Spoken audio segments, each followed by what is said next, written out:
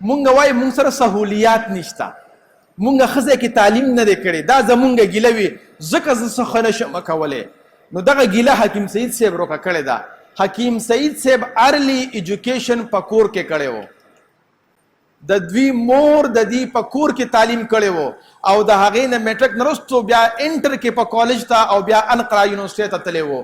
نو تاسو راته ووایئ چې یو ماشوم په کور کې تعلیم وکړي او هغه بیا دونه په ژوند کې اچیومنټ وکړي لکه چې حکیم سعید صاحب 10 लाख प्रिस्क्रिप्शन लिखली. प्रिस्क्रिप्शन हकीम सईद साहब 80,000 pages right up कर दे, नौनिहाल बच्चों का और खवातीन का और मेडिसिन का मुख्तलिफ सुजन बांधे 80,000 पेजेस लिख ली दी.